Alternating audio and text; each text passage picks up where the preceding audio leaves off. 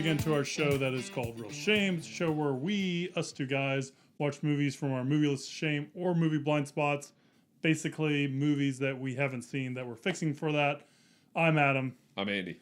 Earlier in the week, we watched a movie about a woman trying to kill off her husband in this kind of mystery noir kind of thing. And Andy decided to pair with another movie that might have similar themes. And the name of that movie is... Sorry. Yes, a woman and her doctor husband wind up with loads of cash thanks to a successful drug deal. But the woman absconds with the money and leaves the city. She winds up in a small town and hatches a plan to keep the money and get rid of her husband with the help... Excuse me. Get rid of her husband with the help of a local guy who has the hots for her in The Last Seduction. That's right. Baby, let's not fight, right? This is our penthouse. This is the key to the real city. This is what you wanted. This is what we've been working for, baby. Oh, yes. Oh, yeah. 700,000. This was a mistake. This is just to take care of us during my residency until the doctor bucks start rolling in, right? So The Last Seduction came out 50 years after Double Indemnity. That came out in 1944. Last Seduction came out in 1994. It's directed by a guy named John Dahl. No relation that I could see to Roald Dahl. I didn't see any connection there, but maybe they're distantly related. I don't know. But John Dahl made movies like Red Rock West, which is another kind of noirish movie, which came out... I saw conflicting dates. It came out in either 1993 or 1994. Gene Siskel seems to think it came out in 1994 because he put it on his 10 best list. But apparently it came out the same year as The Last Seduction. John Dahl also made Unforgettable with Ray Liotta later in the 90s. Rounders with Matt Damon. I like that. And Edward Norton, right? Is that right? No. Well, no. Who the hell's in it? Is Ben Affleck in it? I can't even remember it might now. Have. I know John Malkovich is in it. Yeah, John Malkovich. I don't think it... Does it have one of the... some Oreos. Does it have one of the Good Will Hunting people in it? It's got Matt Damon in it for sure. I don't remember who his partner is. My memory's terrible. Yeah. And Joyride, the movie Joyride with Steve Zahn and Lily Sobieski and Paul Walker. If you ever watched that one. Nope. Last Seduction was written by Steve Baranchik. This was his first screenplay. Wow. And I looked at his IMDb list and he hadn't done much since. He has a few little credits, but I didn't see anything that stood out to me. The Last Seduction initially premiered on HBO, and that's important, as we'll talk about later, because it made Linda Fiorentino not eligible to be nominated for any kind of awards, and people definitely wanted her to be. Speaking of Linda Fiorentino, she plays Bridget Gregory. Peter Berg, actor and director, maybe writer, I don't know if he writes, but I know he's an actor and a director. He plays Mike Swale. We've seen Peter Berg in the movie A Midnight Clear, which we did on the show, and he directed Battleship, which we've also done on the show. I think that's the only Peter Berg directed films maybe that we've done. I can't remember. I believe that's correct. Bill Pullman plays Clay Gregory. We might see a little bit more of Bill Pullman next week. Yeah. He plays Clay Gregory. He's Bridget Gregory's, Linda Fiorentino's husband in the film. Bill Nunn, who we just saw in Do the Right Thing as Radio Raheem. He plays the private detective Harlan. J.T. Walsh, always great to see him. He plays lawyer Frank Griffith. And there's even a small part for fans of Breaking Bad. There's a small part for Dean Norris. That's right. He plays one of Peter Berg's friends. I think his name is Shep. I didn't write it down, but I think his name is Shep. Not Shemp, not Shemp or fake Shemp. It's Shep, I believe. But it's a pretty small part. But he's basically one of Peter Berg's drinking buddies in the film.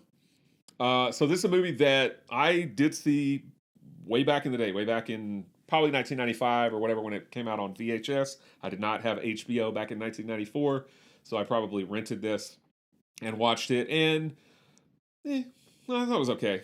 So I haven't seen it in 28 years, and I thought, you know what? Let's bring this thing back into revisit it back into the spotlight and see how I feel about it now. And it's a movie that you have not ever seen before. Never seen, never heard. I know you're familiar with basically all of the cast. Yep. And because we were talking like Linda Fiorentino's, and she's in Men in Black. She's also in Dogma. Kevin Smith's movie. That's where I remember the most from. I'll take your word for it because I don't remember. One of the apostles. It's been a while since I've seen that. So you didn't really know anything about it, and I don't. Nope. The director. I mean, I listed some of his films. I know you've seen Rounders, and I don't know how many of those other ones you've seen. Unforgettable or Joyride. He's done some others. Now he's basically in TV. Yeah. He's done tons and tons of TV over the last decade plus. So he's mainly working in that medium. But yeah. So all right, what were your thoughts on The Last Seduction? Did it seduce you or not? I kind of I'm conflicted with the Last Seduction. Okay. Last Seduction. Okay. There's aspects of it that I like. Like I liked Linda Flor. Is it Florentino or Fiorentino? Fiorentino. Yeah, Fiorentino. Fiorentino. I like her. I like her character. I like the way she plays her. I think that's interesting. And I think that carries a lot of the movie for me. I feel like Bill Pullman's character Clay is kind of really goofy and out there and doesn't really fit the rest of the movie. He just feels too goofy. Not as grounded or as grounded as this movie is. And then I feel like Peter Berg's character is just like too stupid. Like it's hard for me because I don't get why Peter Berg falls into these traps or goes along with it. Like I still just don't understand. I can intellectualize it, but I just don't feel why he does that stuff. Like it just feels like he's too stupid to do that. And I know he's supposed to be like this small town boy and all this kind of stuff, but I don't know.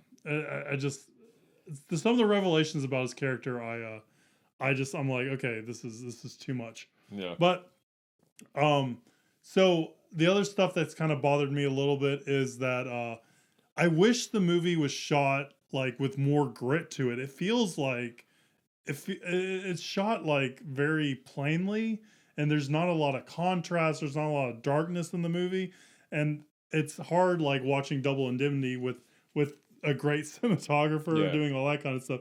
Going this movie because I was hoping for some more darkness, some more grittiness, and all this kind of stuff. Because some of the shots of like New York and stuff, it looks like it could probably be used for a sitcom or whatever. It's not, it's not showing like it doesn't feel gritty. It doesn't feel like it matches the story they're trying to tell and all that kind of stuff. And then as far as the story goes, I feel like it's pretty slow. It feels pretty languid at times, and I'm just waiting for the movie to kind of, get into it. And in fact, the stuff she gets Peter Berg's character into isn't until like the last 30 minutes or so of the movie and stuff like that. It's pretty late in the film.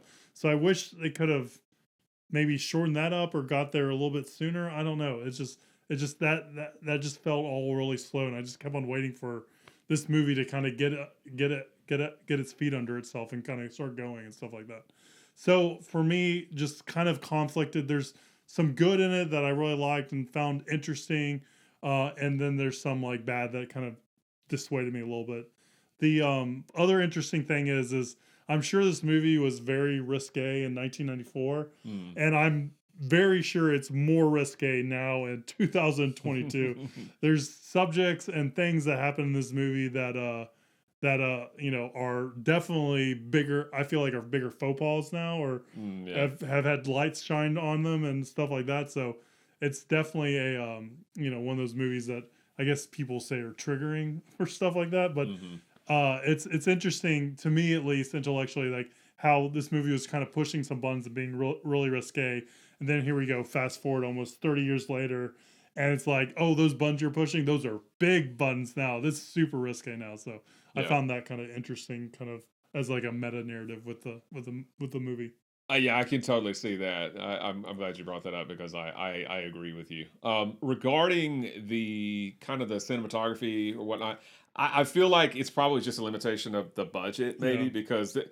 It's my understanding, kind of after reading about the film after I watched it again, basically they were told, make this late night cable movie. Yeah. And so they were probably given a budget that was appropriate with that. And they ended up making something that kind of transcended that because, again, people were crying out for Linda Fiorentino to be nominated for Best Actress, but she was not eligible to be because it technically premiered on cable before. Because it did, from what I understand, it did get some kind of limited theatrical release after it, was on cable. But, they're like, yeah, she can't be nominated. Nowadays, we wouldn't have that problem because nowadays everything's streaming and, it all premieres on cable half the time anyway. And but back then, it's a problem. And I understand what Blu-ray.com was saying because it looks very VHS-y. Like, at least the copy I watched looked very, like, low res and stuff. And I was almost wondering if they actually shot it on on tape versus film and stuff like that.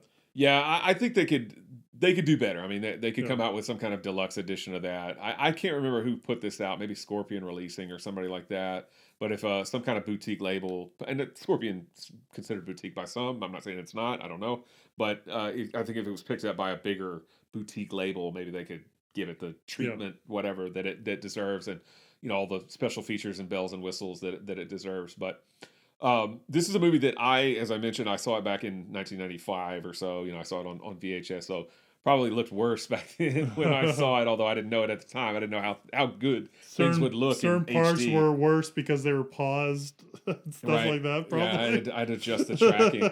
But as I said, I mean, I was pretty underwhelmed by this film back then. I just was like, it's okay or whatever.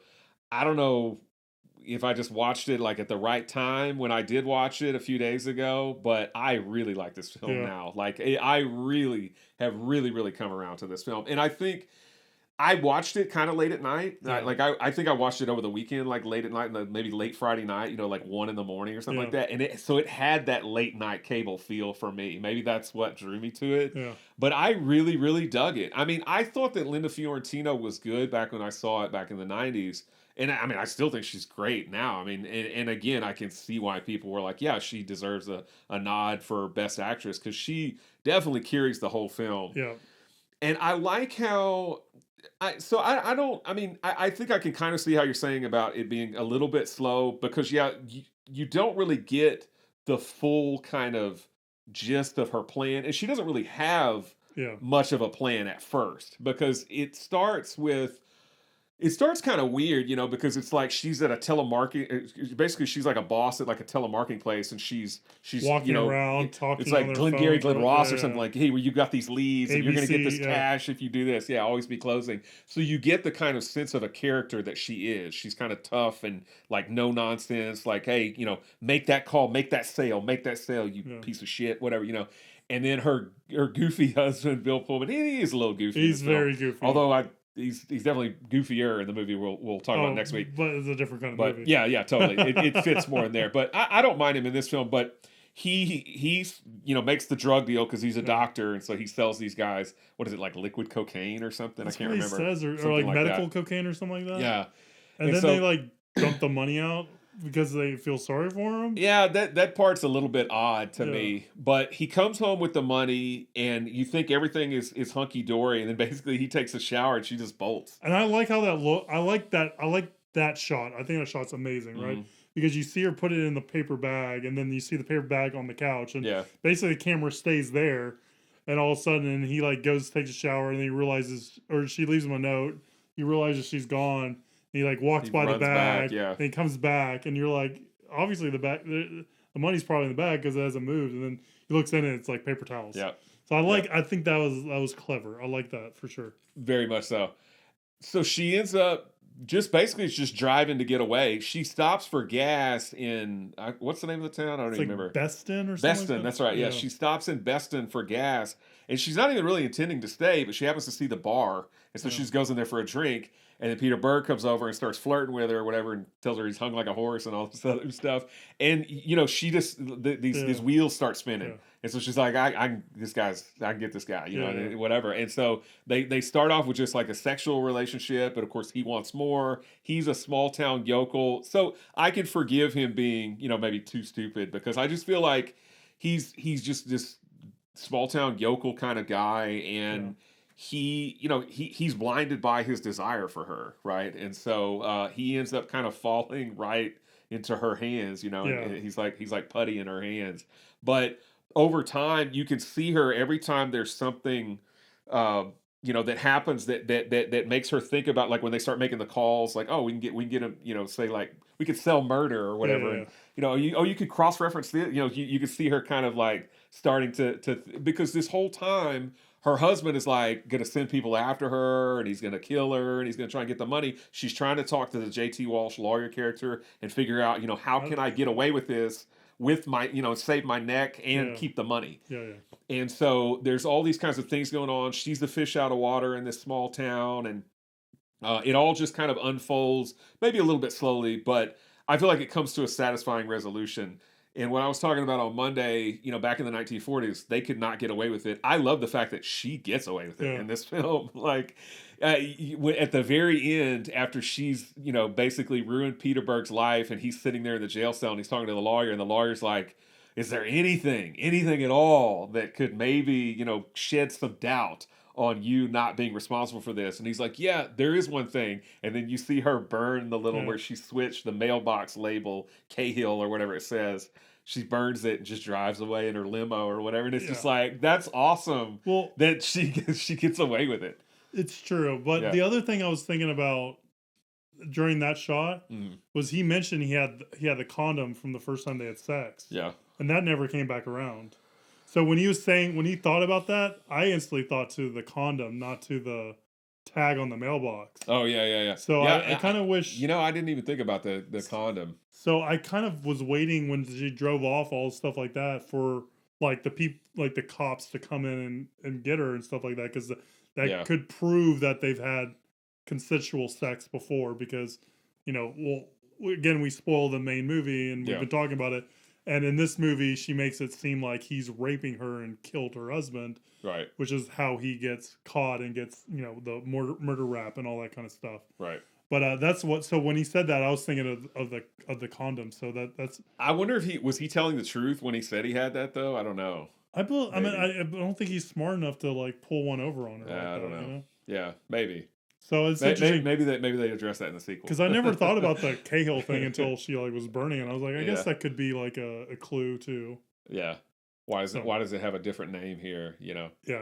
I don't know. I didn't think about the condom part, but yeah, no, I really was very, very impressed with this film upon revisiting it 28 years after it came out. Essentially, I really liked it. I think it's good, and I mean, honestly, I don't remember the last thing I saw Linda Fiorentino in. I'm sure it wasn't Men in Black, but I wish that she would have had a bigger career. Not that she has not had she's had a bad career. I don't even know what she's done. All right, off the top of my head, but it's a shame that she was not able to be nominated for an Academy, at least get a nomination or something like that for an Academy Award instead of just getting talked about, because I feel like she's really, really great in this film. I agree. She's great as a femme fatale. So but as you said, it was followed by a sequel in 1999, which I didn't even know existed. I didn't either until I looked it up. This, and it has nobody from this film, although the Bridget Gregory character is still in it, but she's played by Joan Severance in the 1999 sequel. I'm sure Films. Who? Severance Films. Yes. I am sure that it's probably crappy, but I'm kind of curious to see it. Well, I think didn't the director direct it? No, I don't think John Dahl had any affiliation with it. Yeah. Then did Steve... I thought one of the guys from that did it. I think Steve Baranchik is credited because he came up with the characters, but I don't think he did the screenplay or anything. Yeah, so I know nothing about it. It pretty much has no connection other than it's carrying on Bridget Gregory's story, but I don't know what she gets up to in The Last Seduction 2. But I don't know. If I can find a copy of it, I might watch it just to satisfy my curiosity, but I know for a fact it's going to be probably crap. Did you notice that she changed her name, or when they asked for her name, she gave the name Neff, Mrs. Neff in the movie? No. It was towards the end. She was making a call, and they asked who this is, and she goes, Mrs. Neff. Oh, that's cool. There's some call out to double indemnity. That was one. I feel like there was another one. I just remember Wendy Croy. Yeah, New York backwards. Yeah, exactly. Wind Croy. That. Right. But she. So I thought that was cool too. That is cool. I did not notice that. But that's nice. The Last Seduction. Nice job. All right. Anything else? That's it, man. 94% fresh on Rotten Tomatoes. 75% say audience. 2 thumbs up. As I mentioned, Roger Ebert. Actually, I didn't mention this. I mentioned Siskel, but Roger Ebert put The Last Seduction as the 5th best film of 1994. Oh, wow. It did not make Siskel's 10 best list, although he did give a thumbs up. But he put Red Rock West, which was the other John Dahl film I mentioned, as number 9 on his 10 best list of 1994. So John Dahl was rocking the charts on Siskel and Ebert's 10 best list sounds like of 1994. Leonard Maltin gives it 3 out of 4 stars. Oh, cool. Yeah. All right. Well, that was The Last Seduction. On these Wednesday episodes, we always like to answer viewer questions. And since Peter Berg has a pretty big role in this movie, we decided to talk about him a little bit. Yeah. So I think Peter Berg is one of the few actors that have actually gone on and have been a successful director, actor turned director. You know, there's a few of them, Yep. not a whole lot, but I think he might be more known now for his directing than he is for his acting. Because I think all of his acting was kind of the early or the 80s and early 90s. And hasn't really done any big roles since then. Yeah, I'm trying to think of the last thing I saw him in where he was like the lead guy or close Yeah. to the lead guy, and I can't think of what it was. Yeah, me either. So we decided to either pick a favorite acting role of his or maybe a favorite directing role of his. Yes. And we've talked about, like you said, the Peter Berg movie before. We've talked about A Midnight Clear, which we both watched. Mhm. And that's directed by Zwick, right? One of... That was Keith Gordon, also actor turned director. Okay. Keith Gordon, yeah. And then the guy from Christine. We talked about Battleship because I wanted to do Battleship and Battleship Potemkin. We did, yes. The classic that is Battleship. Yeah. Is there any ones you want to talk about before we go into it, or do you just want to jump right into it? I mean, it's easy for me to pick kind of his best directorial, what I think is his best directorial efforts, because I have not seen anything that he's directed since Battleship. Yeah. I've not seen a single film that he's directed that has Mark Wahlberg, and there's like 5 of them. I've not seen any of those. Me so either. it would not, sadly, it would not be Battleship. It would not be his best directorial effort, in my opinion. I think I'm kind of torn between 2 films. I mean, I think Friday Night Lights is good. I know he directed that, but I like I've The never Kingdom. seen the Friday Night Lights movie. You haven't seen the movie? I think it's good. I haven't watched the show. I know you have. The Kingdom I thought was good with Jamie Foxx when that came out, but it's been a while since I've seen it. But a movie that we did on the show, The Rundown. Yeah. I thought that was good. I mean, Midnight Run is better, but I think the movie that we paired it with, but I think The Rundown was pretty fun. So I'd probably go with The Rundown. Yeah. I like The Rundown. Oh, we did do The Rundown, so that's another Peter Berg movie. Yeah. I forgot about that. So I was looking through his list, but yeah, I'd probably go with that, honestly. So for me, I would choose the Friday Night Lights TV show, but since that's not a movie, for me it's between. It's actually probably also The Rundown. As a director, I would choose the TV show Friday Night Lights over anything that else he's done. But yeah, I think The Rundown. I haven't seen Very Bad Things. Have you seen that? Is that good? I don't think I ever watched it because I always heard that it wasn't that good. So I think I've always kind of avoided it.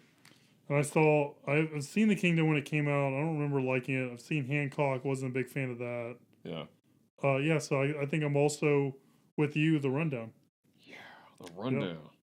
And then as far as his acting roles, once again, I mean, yeah, he still does act, but I feel like he plays like small or uncredited roles in the movies that he directs.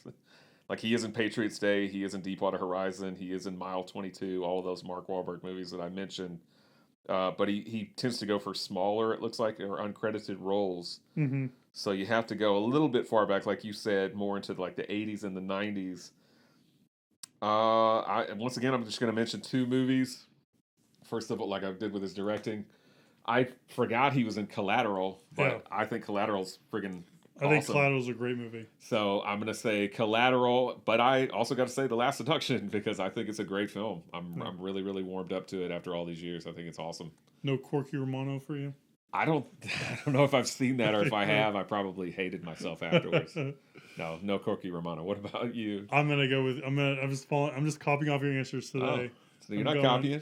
I'm going Collateral, man. It's great minds think alike. That's what it is. Not copying. I think it's a great movie, and I also don't think a lot of people talk enough about it. I think it's is it Michael Mann? Michael Mann. Yep. I mean, I think that is up there with some of the best Michael Mann movies he's done, and I just feel like I don't know why it got overshadowed or why people don't talk about it, but I think it's really good. Yeah, Tom Cruise. Maybe it's the Tom Cruise haircut, like the white. I thought that was so awesome. I think it's awesome too. He's ruthless and he looks crazy and awesome. Yeah. And yeah, Collateral's cool. It's a cool. It's almost like American Made too, right? They're like that movie doesn't get talked about very much, right. which we both really enjoy too. Yeah, yeah. Another Tom Cruise not being like Tom Cruise, but being Tom Cruise, if that makes any sense at all. Yeah. Tom Cruise, man, he's a hell of a movie star, man. Solid actor. Yeah, he is. Fight me. He does some very cool movies from time to time. Does some very terrible movies too, but that's true. Some very cool movies as well. All right. Anything else? No. All right. So that is our favorite Peter Berg directing and acting. We got a twofer out of this one. Yeah. And that is The Last Seduction. I think at the end of the day, we both recommend checking it out if you have the opportunity. Yeah, even though Andy liked it more than I did, I still think it's solid and I think it's worth checking out. Just know it's a little risque. Yeah, it is. And again, I think we both are in agreement that it'd be nice for some kind of boutique label or somebody to really spruce this guy up and put it out with some deluxe special features and all that stuff, because I think it deserves to be seen for sure. I agree. All right. Well, that's everything. Last Seduction and more. Please like, subscribe, share, do all that social media stuff with the episode. We really do appreciate it. Let us know what you think of Last Seduction. If you've seen it, down below. If you're watching this YouTube, or shoot us an email, realshame@gmail.com. And we'll see you next week when we watch some movies from this guy's list of shame. And we'll see you soon, guys. Have a good one. Bye.